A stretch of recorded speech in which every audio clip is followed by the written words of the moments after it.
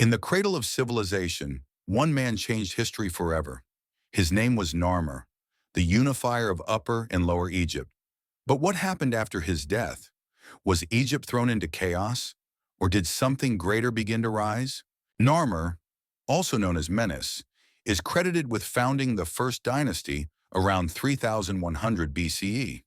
He united Upper and Lower Egypt, donned the double crown, and established Memphis as the capital.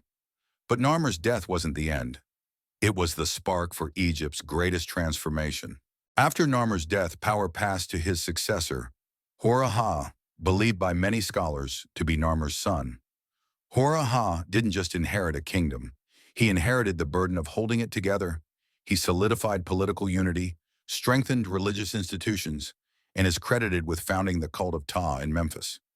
He even expanded Egypt's influence south into Nubia. Was Hor-Aha a warrior? Absolutely. But more than that, he was a builder of institutions. Egypt was no longer a loose collection of villages. It was becoming a nation. The first dynasty continued with rulers like Jer, Jet, and Den.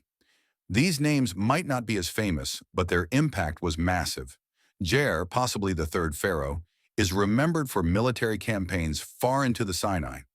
Den, perhaps the most powerful of the early kings, was the first to adopt the title King of Upper and Lower Egypt in official inscriptions, a sign the unification had truly taken hold.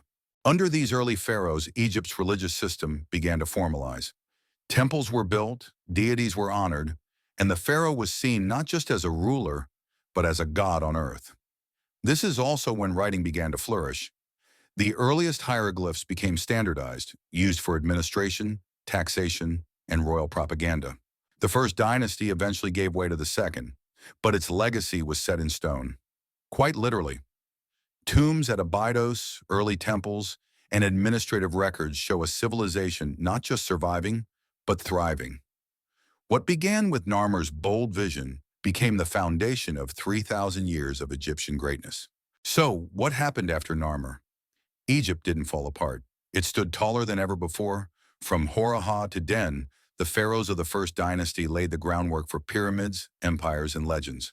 The story of Egypt is far from over, and it all started after Narmer. Love ancient history? Hit that like button to support this video, subscribe for more epic dives into the past, and drop a comment. Which ancient pharaoh do you want to learn about next? And hey, if you enjoyed this, share it with a history-loving friend.